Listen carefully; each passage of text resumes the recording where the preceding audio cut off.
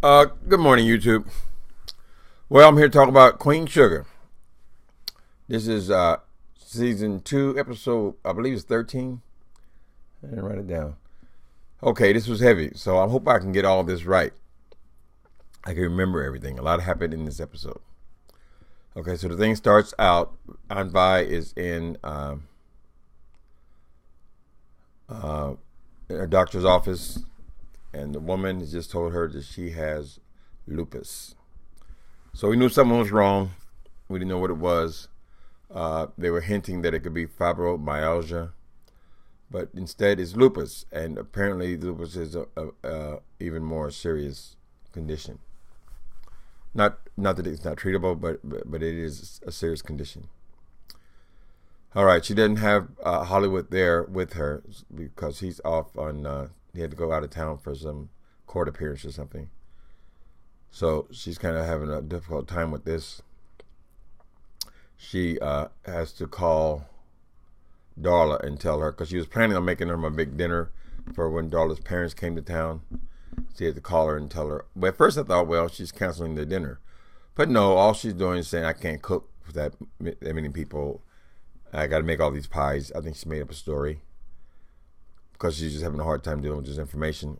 It's not clear that she's told anybody about this right away either. Okay, she tells Darla, I can't make dinner. I'll make you a nice pie, but I'm going to order for the food to be catered, basically. So nothing's really changed except she's not making the food. Okay, next thing we see is Nova is in a restaurant with her girlfriend. I can never forget some of these other characters' names, but this is the same girl that's made a few appearances in the series. She's sitting there with her, and in walks the cop. Now, when this thing first started, the very first scene, I believe, was Nova was in bed with this man. They had made all this passionate sex, but it was a difficult relationship because she is black and he is white. Not only is she black, but she is an activist. She's working for causes in her community, often around race. And the other part of it is he is a cop. And much of her battle is against police brutality, or with police and the way they treat black people down there in the South, or in New Orleans, I guess they're in. The other complication is he's married. He's married and he has kids. So it was a relationship that didn't have much of a chance. They had broken up. Nova went with a woman. She went with a couple of casual type. They showed her in a couple of casual type sex things. But Dubois seemed to be where she was going. That seemed to be the closest thing to right for her. And of course she fired him last week. So Nova has got a real problem with these men, these borderlones. Nova seems to have a lot of the issues. Now I know these things can't be passed through genes. In interpersonal relationships, just like her mother. Remember, her mother didn't want to marry her father. She wanted to be single. She wanted to be a single mother. And I'm still not clear that she ever did marry him. But Nova has a lot of these people get close to her, and there's always an excuse why it won't work. Okay, we'll get back to those guys in a minute. Next thing, Ralph announces that he made 20% more than his foreman had told him that he could expect. So now the wedding is back on. Everybody's very happy. They're anticipating Darla's parents to arrive at any moment. Darla's parents, they came to visit. Now, we're all expecting Darla's parents to be people that we do not like. And these writers are bringing. These writers have a lot to be proud of. I say it's mostly women involved in this, directors, writers, producers. They have a lot to be proud of because this is a very well-written script. All right, so Darla's parents come. They're attractive people, very beautiful people. We know that the father's going to be a problem. And the way they're shooting the looks and everything, we still have that feeling that this father is going to be some kind of monster. But the mother seems to be happy to see her daughter. She hugs her tight. Blue introduces himself to his grandma, and they hug, and then Blue automatically goes over to the father to hug him. But the father seems to has a hard time even hugging the kid. But then his expression is he's almost about to cry. So they have to unravel this thing about this family. And they will. In a private moment, Aunt Vi is talking to the mother, and the mother's apologizing for not being there where her grandparents should be. Vi is thanking her for sending support. Apparently, when the whole time that Vi was taking care of Blue, because Ralph Angel was in prison and his mother was off on drugs, she was giving them financial support. So she was getting checks monthly. Okay, next thing is we move to Remy and Charlie. Now, Remy has not had sex with anyone since his wife died, right? Now, they haven't been physical with each other, Remy and Charlie, but we assume, of course, that's going to be the woman holding back, but it's him. He's the one that's having a difficult time still. But he's at the point now where he's ready to make that move, right? So they come together to know each other, shall we say. To know each other in the biblical sense. As he's on top of her, they're in bed together. Just for the sake of television, they got underwear on, but they're right at that point. They start running their damn mouth, talking too much in the bedroom. They both are horny. Charlie's horny. Charlie is, I don't know, I can't get exactly how old she is. Maybe she's getting close to 40, because Micah is 16, right? So if she had married Davis 16 years ago, it's a very good possibility that he was the only one she'd ever been with, because she had to be married to him when she was a young girl. She'd been with Davis, right? So she just wants to, I guess, have a boyfriend. Or she hasn't thought about it very much. He lets slip out of his mouth, he wants this to be forever. This is right before they have sex. And she freezes up. And then he catches that she's frozen up and asks her what is wrong. These borderlones. All right. She says that you said forever. What does that mean? And we haven't really talked much. So he starts going into, now they can't get back. The mood is broken for both of them. And he says that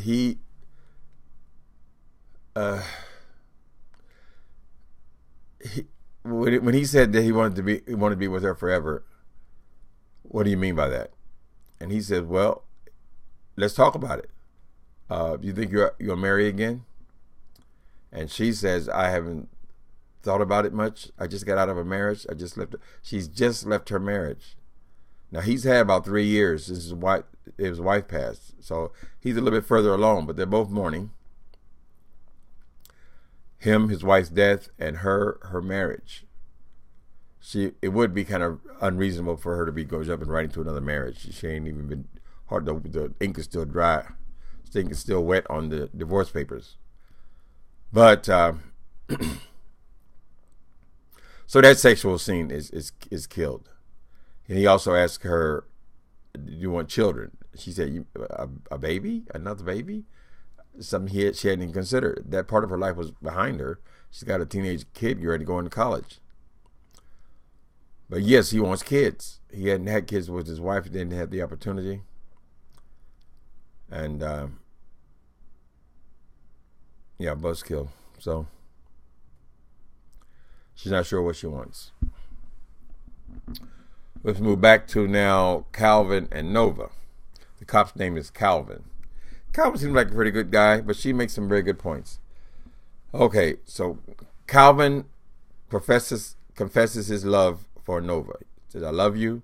She says, I love you back. Usually that's the beginning of a relationship, right? Whenever one says, I love you, if the other one answers in the affirmative, I love you back, you take it off from there, right? Well, she puts the brakes on after she says that. Because she says there's certain parts of her that she can't be her full self when she's with him. She's an activist, and she says she's professing her love for her people, but yet she's coming home to a white guy. So it's not only race. Race is not the only issue. A big part of the issue, although it is significant because of what people think and all that kind of stuff, but a big part of the thing is, and the marriage is not even, seems to be primary, at least not in this scene. A big thing is, he's a cop. She is fighting against the police brutality. Now, he said that he had punished the guy, made sure he was punished, the guy who did this horrendous thing with Micah. But she said it was more than that. So we can't, basically she's telling him we can't be together. So here we go once again. Nova is throwing away another relationship. She just cannot connect with people. Now maybe this brother, Dr. Dubois, will come back at some point into her life. But I just can't see her being with anybody. Nova she's just so into herself and her feelings, and she just can't seem to connect with people. This man was just announced that he is ready to leave his wife. All you have to do is say it, and I will do it. I will do whatever it is. I can be with you. I'm in love with you. He tells her that he went into his career because it's what his parents wanted. He went into his marriage because that's what was expected of him. He didn't want children, but she did, so he had children. So he's in a rut, making a lot of decisions based on what his family wanted for him. And she is the first time that he made a decision, something he wanted for himself. But she says, just because you want it to be so, don't mean it is. So, Nova has run off another one. All right. Darla and her mother. Now we get to these heavy scenes. Okay. So we assume that Darla's parents are unforgiving. They have shunned her and disowned her and all the things that we were led to believe. I think most of us had just kind of the similar kind of thoughts because the writers very brilliantly led us in a certain direction. Well, Darla and her mother are alone on the porch, and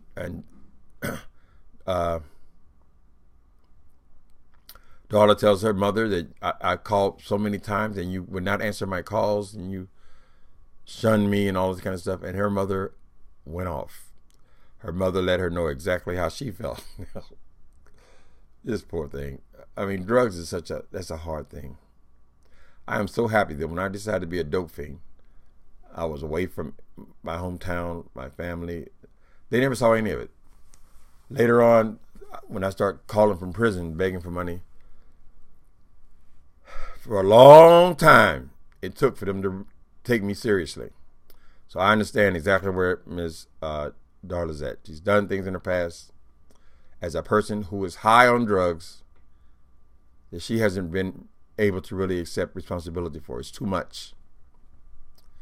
And a lot of the time you don't even remember all the things you did because you were high. So her mother confronts her. I got to hurry up and talk fast because this thing's going to go on for a fucking hour. Okay. Let me get ready. Hold on. Darla's mother reminded her of all the times she had called there asking for money, demanding money, called there saying that she was going to commit suicide, called there crying while she's high, each time while she was high. She told her about how hard it is, how they had come all the way there because they had brought her there to go to school to New Orleans. Well, she said over the dinner table, I remember when we brought you here. Okay, she was supposed to be going up there to go to college, and she instead became a drug addict and got involved in prostitution and a lot of bad behavior because of her addiction. So her mother told her how they felt, all the times that they had tried to understand, all the times she had told her that she was clean. She had told the family she was clean all the time when she needed money.